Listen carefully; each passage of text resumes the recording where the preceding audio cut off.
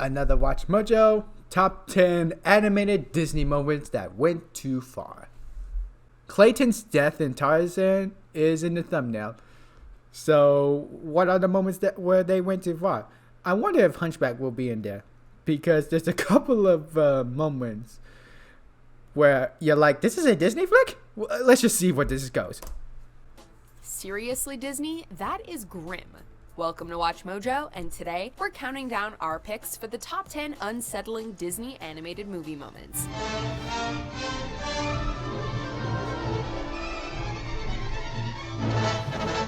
For this list, we're focusing on scenes from Disney movies that made us feel disturbed, uneasy, and/or unsure. Whether they creeped us out as kids or haunted us as adults, they'll make the cut. If you like what you're hearing, be sure to check out the full song at the link below.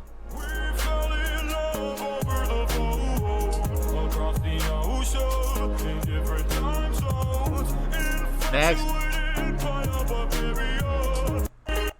Number 10. What happens to Bambi's mother? Bambi. Well, we're off to a good start. Quick! The thicket! Disney has never shied away from dark themes, and it frequently features characters dying in its movies. But this iconic scene from Bambi has a certain eeriness about it. Whether it's because we never actually see Bambi's mother's final moments, or the fact that Bambi is left alone and searching for her, there's just something that instills a strange sense of abandonment that we as viewers can't help but feel ourselves.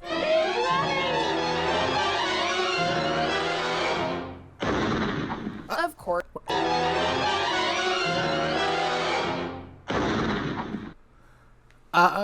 Wasn't there like a voice clip or something? Of course, the echoing gunshot from the hunter's rifle is a dagger in our hearts. Thanks to that, whenever we hear a distant bang, we are haunted by the saddening cry of Bambi's helpless calls for his mother.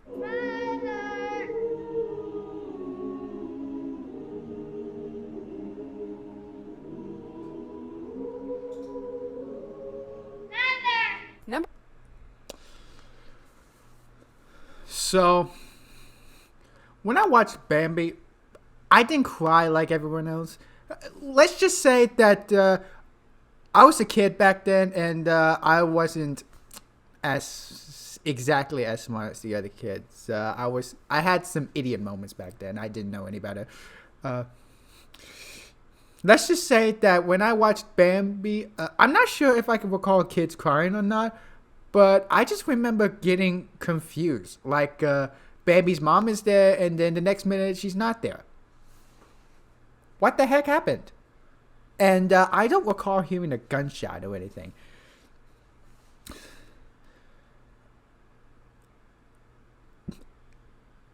To the more intelligent people, this can be quite sad, but for guys like me who... I was an idiot back then, and when I found out that she died, I was like, oh. And besides, I've seen worse. Mufasa and the Lion King. That was an obvious death. Back then, I was still an idiot, but even then, that's much more sad than Bambi, that's for sure. Number 9. The Spinning Wheel. Sleeping Beauty. Listen well, all of you. It's easy to overlook the dark nature of Sleeping Beauty, especially as a kid. It's about a princess who can only be awakened by her true love's kiss. Nice, right? But it's the stuff that happens beforehand that's really creepy. She's cursed by an evil fairy who proclaims she will prick her finger on a spinning wheel and die before she turns 16. Before the sun sets on her 16th birthday, she shall prick her finger on the spindle of a spinning wheel and die. Luckily, 3 good fairies are able to lessen the curse so that she'd fall into a deep, never-ending sleep instead. But it's the way everything plays out that lands it here. There's a sharp, creepy spinning wheel, and Aurora becomes hypnotized and follows an insidious green glow through the castle. Then there's Maleficent's reverberating voice in her head. Be afraid of fairies, people. Be very afraid. Touch it, I say. We've seen more sparks than we can say. About 20 million, just yesterday. The more we look, the more we find. the sparks that make America shine.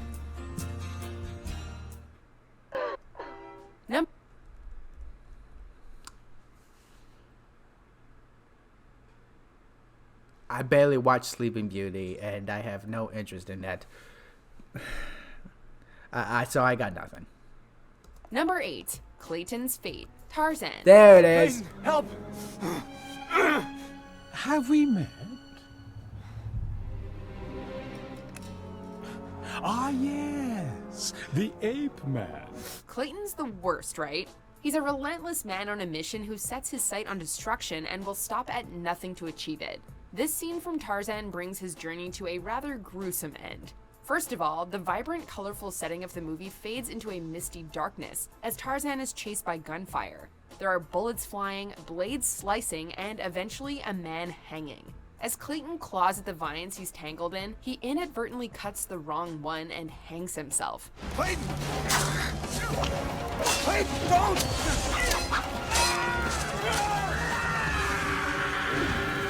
Again, similar to Bambi's mom, we're left to piece together what happens off-screen, but it doesn't make it any less disturbing. Number 7, the wall.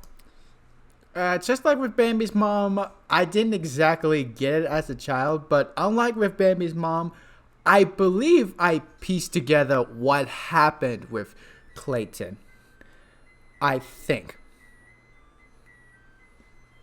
That was the pizza. I think I figured it out, or I probably watched a video that directly says that he hanged himself inadvertently, but the point still stands that this is a bit worse than Bambi's mom. Well, okay. Not worse. I don't know what I'm saying.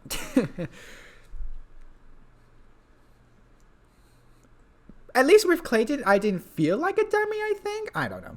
Walrus and the Carpenter, Alice in Wonderland. Well, the time has come, the walrus said, to talk of other things.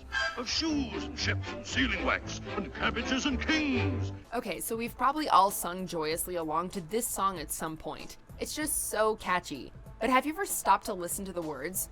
Once you look past the colorful characters, the story of the Curious Oysters is about a man, or a walrus, who coerces a family of happy oysters out of the sea so he can eat them. Oh, oysters, come and walk with us. The day is warm and bright. A pleasant walk, a pleasant talk would be a sheer delight. And these are cute little baby oysters we're talking about, with bonnets and everything, that are led away from their mother who's attempting to shelter them from danger. The sea's nice. Take my advice. You stay right here. Mum said. Yes, of course, but, ha-ha! The contrast of the happy tune and the bleak fate of the oysters remind us that you shouldn't trust anyone ever, especially not if they're a walrus in a top hat. How about some pepper and salt and vinegar, eh? Oh, yes, a splendid idea. Very good indeed. Number 6, I barely watched Alice in Wonderland. I don't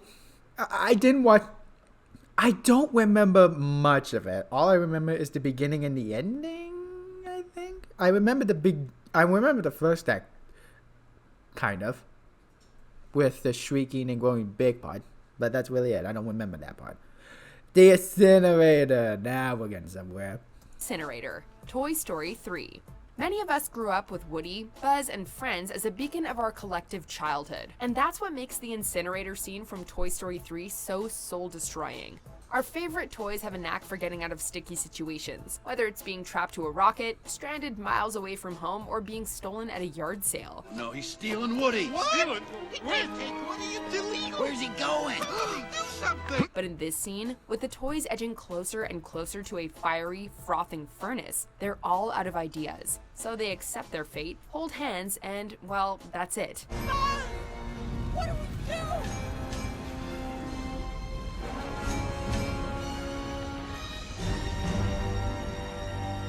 At this point, the toys cease to be toys. They are scared, real people about to be melted. How grim is that? Number 5. I didn't cry at this one like in Bambi's mom, although I think I was pretty damn close. But a part of me that stopped me from bursting to tears and crying is that I'm pretty sure they're gonna survive. I mean, it's Disney. The main characters won't die. I mean, they might suffer a bad fate or whatever, but hey, Disney is Disney. They're not gonna kill the main characters. Hell, if anything, if there was a G or PG rated Disney film that actually does kill off the main character, that would be shocking. But and yes, for the record, they own Marvel and Star Wars, and we all know what happens in Infinity War. But what about with kids? As in PG-13. I mean, PG and G-rated stuff. The main characters are not going to die, so part of me believes they won't. And when the crane comes down, I was like, whew. Some people might find it sad, but me personally, it was kind of a close call, but a part of me believes that nothing bad's gonna happen, and no. 5. Pink elephants on parade. Dumbo. Anyone here like elephants? You won't in a minute. In this scene from Dumbo, the eponymous baby elephant and Timothy accidentally get drunk on champagne. The whole circus is going to be proud of you. Now, what do you think of that? Okay, we'll look past that. But the next part, we cannot forgive or forget. For some reason, Disney suggests that because Dumbo is drunk, he hallucinates nightmarish dancing elephants.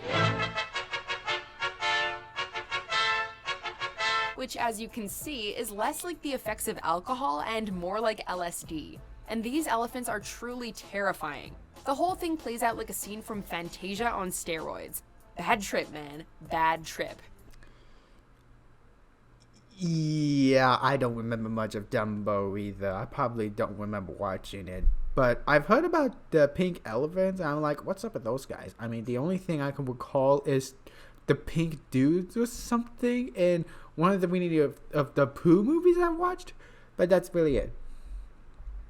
I didn't get what the deal is, but I didn't bother looking into it. Number 4, The Stampede. There we The Lion go. King. No. This is just for you and your daddy. You know, a sort of father-son thing.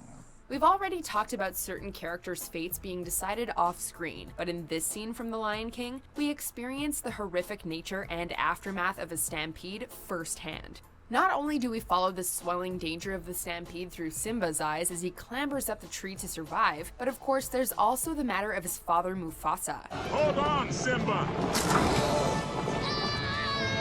After being emotionally battered from the ordeal, Simba goes in search of his dad, only to find his lifeless body lying on the ground, after which the cub proceeds to nudge Mufasa in an attempt to wake him up. Dad? Dad, come on. You gotta get up. Losing a parent is one of the hardest things any of us will have to endure, and this violent and saddening scene hits extremely close to home.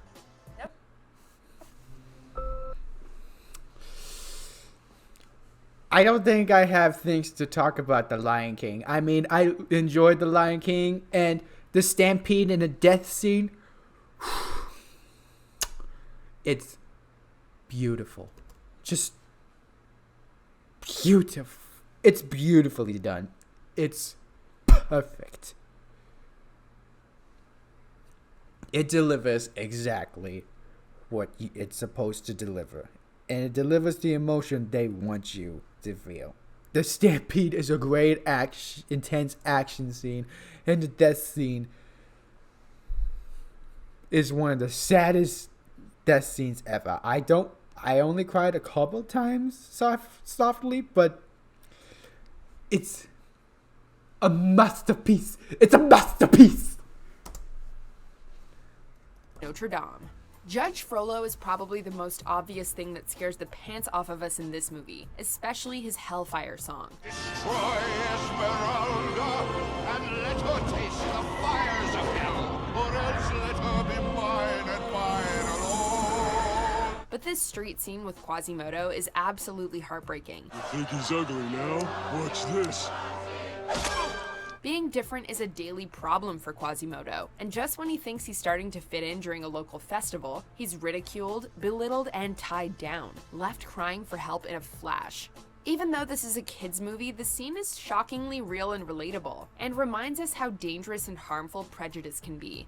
We watch knowing Quasimodo will likely rise above it and have a happy ending, but it still doesn't make it any less heartbreaking. Master, please help me! Number 2. Okay, I am not a huge fan of this scene. I just usually skip it. And it's not because I'm sad or anything. It's just that it's uncomfortable to watch, and it's just not interesting. But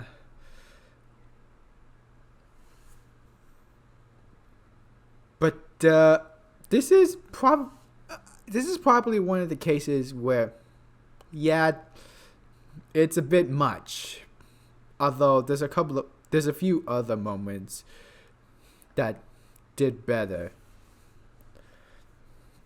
arguably. 2. The Army of the Dead, the Black Cauldron. The scene may not have any particular unusual elements to it, at least by movie standards, but it plays out like a greatest hits of spine-chilling terrors. First of all, there's the Horned King, voiced by John Hurt, who is all kinds of freaky. My, such a brave and handsome group. A pig boy, a scullery maid, and a broken-down minstrel. Then there's his petrifying ritual that brings his army of the dead back to life. Arise, my messengers of death. Apparitions shoot from the dreaded Black Cauldron, and a fiery skull hovers in the sky above. Chances are, as a kid, you looked away during this part, and honestly, we don't blame you. Go forth, my deathless warriors. Destroy all in your path. Before we continue, be sure to subscribe to our channel and ring the... I just realized that Dumbo scene back then, somebody got drunk in a kids movie? I mean, they're smoking and drinking...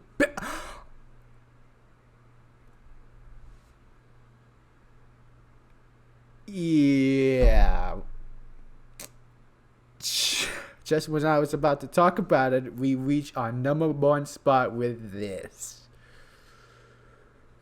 Ooh, boy. Let's see what they have to say. 1. Pleasure Island, Pinocchio. You'd think something was gonna happen to us. For many of us, this scene from Pinocchio ruined going to camp when we were kids. Why? Well, because we didn't want to be turned into a donkey and sold into slave labor. Yeah, that's right. The dreaded Pleasure Island sequence from Pinocchio is every child and parent's worst nightmare. What's going on?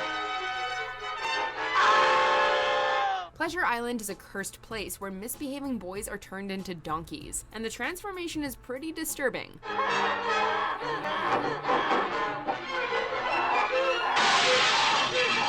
Luckily, Pinocchio manages to escape with only donkey ears and a tail, but the idea of being lured away to a strange place where you're mistreated and exploited is absolutely terrifying. Come on, Disney, jeez. Come on, quick, before they get any worse. Do you agree? Okay. What do I say to the Pleasure Island? Ooh. Yeah. This was made in the 30s or 40s.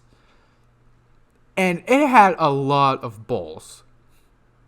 I mean, this whole donkey thing, it's pretty much a scary thought. It's iconic as hell. But another thing is that Dumbo got drunk on champagne. I was like, what? And then there's Pleasure Island where the kids are drinking beer and smoking cigars. Yeah. Back then, Disney had a lot of balls. I mean, kids are being kidnapped. Pinocchio is kidnapped twice. They go to Pleasure Island. They do all the naughty stuff. They've been drinking and smoking, and then they get turned into donkeys, and that never has been resolved. For years I've been wondering, but that's never been resolved in the movie. So, yeah. This being number one, I mean, there's a couple of scenes like The Lion King that definitely went too far, but with this, you know what? I have to agree. This number one spot, Pleasure Island, it's number one. I'm gonna have to agree with that. Back then, as a kid, I had no idea what was going on. It was unsettling, that's for sure. I don't remember being terrified. I was like,